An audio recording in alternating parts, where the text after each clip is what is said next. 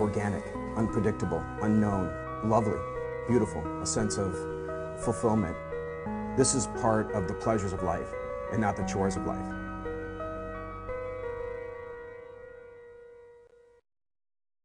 Coming up on Daily Iowan TV. See what team is responsible for addressing threats here on campus. Plus, the Iowa City Public Library is ready for a new chapter of renovations. Later, we'll tell you about the changes that will be happening this fall. And in sports, after dropping 9 of their last 15 meetings against the Cyclones, does the state really belong to the black and gold? We'll have the story. Those stories coming up next. Daily Iowan TV starts now. I'm Tom Brokaw. For more than 100 years now, the University of Iowa community has been waking up to the Daily Iowan.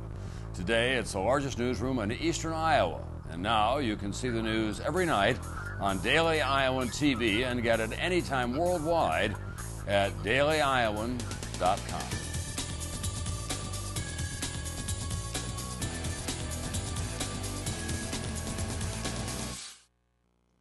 Thanks for tuning in to your Monday edition of Daily Iowan TV. I'm Adam Lacey. And I'm Rebecca Hager. The new crime statistics for the 3 public Iowa universities was released, and the numbers track specific violation charges of the University of Iowa, Iowa State University, and the University of Northern Iowa. Iowa leads all 3 schools in total charges so far this year, with 959 charges. Iowa State comes in second with 723 charges, and Northern Iowa with a total of 71. When it came to alcohol-related charges, however, Iowa State University leads all 3, but only by 7 arrests. Northern Iowa still lands in third with only 34 arrests. At the U of I, there was a significant increase in the number of total arrests compared to last year's second quarter numbers. As you can see, the University of Iowa has almost doubled the amount of arrests from last year. For more numbers on the 3 universities' crime numbers, check out tomorrow's edition of the Daily Iowan. A hearing today decided that Sally Mason won't have to appear in court for testimony by the 15th, as requested by former UI professor Malik Juaid. Instead, she will appear sometime after his deposition, which will be sometime October 26th. Mason approved the request by UI officials to fire Juaid in August. He was a tenured member of the radiology department. He was charged with harassing hospital personnel and with releasing confidential information about a patient. In light of recent shootings in Aurora, Colorado, people have grown concerned with the nation's threat assessment policies. Here at the University of Iowa, the campus threat assessment team is working extra hard to keep potential threats out of Iowa City. Stefan Duran takes a deeper look. In today's society, it is important to realize that anything can happen anywhere and at any time. Things around campus are not always as they seem, and the University of Iowa's threat assessment team is here to make sure that no threat on campus is overlooked. The threat assessment team focuses on early threat intervention, and with recent local and national events grabbing so much attention, understanding and intervening on threatening situations around campus has never been more important. Team officials understand that all threats and emergencies on campus need to be approached carefully. But also understanding that each case is unique, and so you have to figure out the best way to intervene while balancing not overreacting and not underreacting, but coming up with the best way to approach each case. The UI threat assessment team is different than most others around the country. Not only do they focus on the law enforcement aspect of threatening situations, but they also look at the mental health effects these threats can produce. Because of this split approach in threat investigation, analyzing suspicious activities become less complicated, allowing team officials to intervene right away. We hope to be there to help out and intervene and de-escalate cases before they become worse. In the past, the University of Iowa has fell victim to some overlooked threatening situations. So the threat assessment team here at Iowa encourages students to report any suspicious activity they may see on campus. If they're afraid or if they're feeling concerned about something and they need help, to call the University Police Department or to give us a call, and we will talk them through it. We don't hang up on anybody. So if there ever is a concern, we really encourage you to tell somebody. Stefan Duran, Daily Iowan TV. Team officials hope by providing on-campus safety education, students and faculty members will be able to better recognize threatening situations. Still to come on Daily Iowan TV, check out how the upcoming changes at the Iowa City Public Library will affect you. And in sports, we have everything covered from a wild weekend in Hawkeye athletics. But first, let's go to Nicole Meehan for a look at this week's weather. Thanks, Rebecca, and happy Monday to everyone. We saw another warm start to the week. It was a great day to get out and enjoy the sunshine. Tomorrow we will see more sunny skies with even higher temperatures. We'll start our Tuesday with about 70 degrees, and temperatures will drop to the 80s and back down to the 70s during the evening. Now we'll take a look at the extended forecast. The air conditioners will be working hard on Wednesday when it's supposed to reach 88 degrees. We'll see some relief from this heat Thursday when temperatures drop to the mid-60s.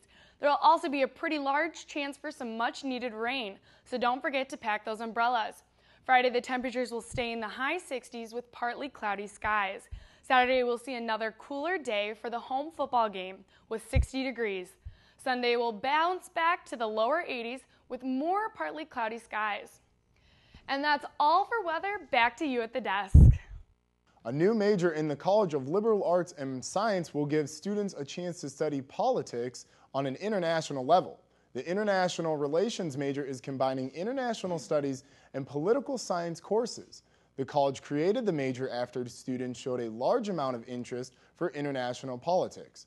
If current students are interested in majoring in the international relations, they can go to the College of Liberal Arts registrar to switch from their current major.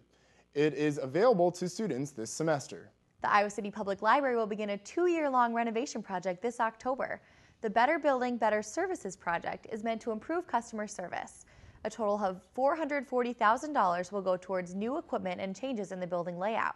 Some of the changes include more self-checkout stations, better shelf organization, and more sitting areas for readers. Students will find it more convenient to obtain library cards and deal with fees with the new layout of the service desks at the front of the library. Library Director Susan Craig says that the changes affect the library's daily activity and that the library is far from finishing their improvements. No exterior renovations and very little in the way of even we're moving a doorway, but other than that we really aren't even moving any walls inside. And this is year one of a 2-year plan, and then next fall we'll have some renovations on the second floor and in the children's room. Craig also says that the construction should not deter students from coming. The University of Iowa Center for Diversity Enrichment is helping first-generation college students adjust to life on campus. The program allows students who are the first in their family to attend college and get to know other students who are the first generation. UI faculty members who are also first-generation students have volunteered to mentor students and help them adjust to student life. The program is planning several events around campus in order to reach out to other first-generation students. And now it's time to take a look at Hawkeye Sports with Kate Constable. Hello and welcome back again to the Daily Iowan TV Sports Studio. We have a lot to get you caught up on today after one of the busiest weekends of Hawkeye sports yet. Whether it's the Fieldhawks trip to the West Coast, soccer's trip to the East, or volleyball squad's visit to Ames, we have it all coming up on today's program. However, we start today's show with the most talked about sporting topic on the UI campus and more than likely on a campus just 140 miles away west on I-80. Daily Iowan TV Sports' Annie Costable explores the possibility that the Hawkeye State may no longer belong to the black and gold. The in-state rivalry between the Hawkeyes and the Cyclones is one that dates back all the way to October 1894. And as far as most can remember, it has always been a Hawkeye state. But in the last 15 years under the Ferentz era, the record for the Hawks is just 6-9. So how do you explain this allegiance to the University of Iowa? A few Iowa natives on the team explain the hype around this historic rivalry. You know, growing up in Iowa, it's always a big deal, especially in the town of Logan where I'm from. As you grow up around the state, you understand how important this game is. It's bragging rights for an entire season, and it's one of those things where you definitely don't want to be on the losing end. Definitely honored to be part of the rivalry, but it's college football. That's what keeps college fans into it. Rivalries are always going to be big games for anybody, and I think that's what keeps both teams competing. No matter what the records are, we know that both teams are going to come out and play their hearts to win the game. For the second straight week, the Hawkeye defense had an impressive second half and forced 4 Cyclone turnovers. but it wasn't enough as the offense couldn't find the end zone in desperate times. As a receiver, I'm going to blame it on us. We got to catch everything. We got to make our plays and do our job. Collectively, as a unit, we need to do better, and that starts with me, the O-line, the receivers. I think everybody knows on this offense they can do their job a little better. As the fourth quarter came to a close, the Cyclones were the team on top. Despite the Hawkeye defense containing Steel Giants throughout the game, the offense wasn't able to get the ball in the end zone. After the team's second straight loss to their rivals out west, many are left wondering, is this really a Hawkeye state? From Iowa City, Iowa, inside Kinnick Stadium, I'm Annie Costable, Daily Iowan TV Sports. The Cyclones didn't just get the best of the black and gold on the gridiron, though. After rallying from a 2-set deficit, the volleyball Hawks fell just short of a mammoth upset over in-state rival and number 18 ranked Iowa State at the Iowa State Challenge in Hilton Coliseum over the weekend. The visiting Hawks initially dropped the first 2 sets before fighting off match point after match point in a 33-31 third set won by the black and gold. Leading head coach Sharon Dingman to comment, quote, "I am very proud of our team. To see us rally was nice, and I think we played pretty well," end quote. The black and gold won a share of the team tournament title after wins over the Big East counterparts Syracuse and Eastern Washington, respectively.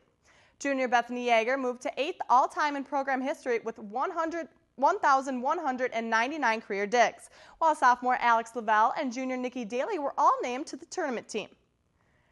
The Hawks moved to 7th and 3 on the season. Meanwhile, on the West Coast, another UI team was busy grabbing a share of their tournament title, with Ron Rainey's soccer team winning the Black Knight Classic in New York. The Hawks defeated foes Army and LIU Brooklyn and saw sensational sophomore Chloe Lacoste nab a tournament MVP award, and head coach Ron Rainey reached the 150 milestone. The Hawks improved their non-conference win streak to 17 matches and have outscored their opponents by an astounding 27-3 clip this season, adding to spotless 8-0 season record. As they continue to march toward the best start in school history, the Black and Gold wrap up non-conference play on Wednesday against the University of St. Louis. And unfortunately, this weekend's news was not as positive for the Field Hawks. The 10th-ranked University of Iowa women's field hockey team couldn't quite mirror the same success as their peers, dropping its second match of the year on the West Coast road trip to Stanford. The Field Hawks did manage to bounce back on Sunday, taking out Pacific 6-0 on a hat trick by junior Aubrey Coleman. The Hawks ended their 3-game West Coast swing today versus UC Davis, looking to build on a disappointing 3-2 record to start the year. Well, that's all for us here in sports. Be sure to tune in throughout the week for an inside reports on a number of Hawkeye sports and exclusive highlights and player interviews from Football Weekly Media Day tomorrow. Back to you guys at the desk.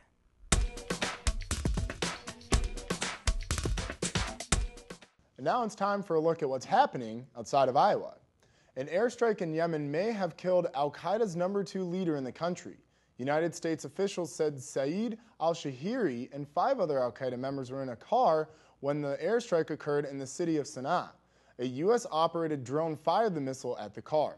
Officials believe that the Yemeni branch of al-Qaeda would take a devastating hit if the body recovered is to be al-Shahiri. A purchase of a group of islands in the South China Sea by the Japanese government has Chinese officials livid.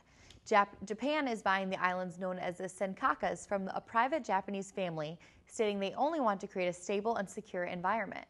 However, Chinese officials angrily warn the fellow Asian powers of serious consequences if it proceeds. Although the islands are inhabitable, the two countries have been bitterly disputing ownership since 2010. China has not specified what the consequences will be if Japan follows through with their plan. Monday, thousands of Chicago teachers and support staff skipped class to form picket lines in protest. A meeting with the school board ended in controversy Sunday night after disagreement about pay, benefits, and job security. After the meeting, they announced plans to launch the first strike in the city in 25 years. The strike left almost 400,000 students with an unscheduled day off. I know I wouldn't complain about that, but the mayor of Chicago says the school strikes are unnecessary and unfair to the children in the city. And only with Daily Iowan TV can you get a sneak peek into Monday's edition of the Daily Iowan. Read about a debate between local candidates for the state legislature. and learn about the priorities of the UI's new Faculty Council president. That's your latest edition of Daily Iowan TV. Be sure to check us out tomorrow or anytime online at dailyiowan.com. Thanks for watching and have a great night.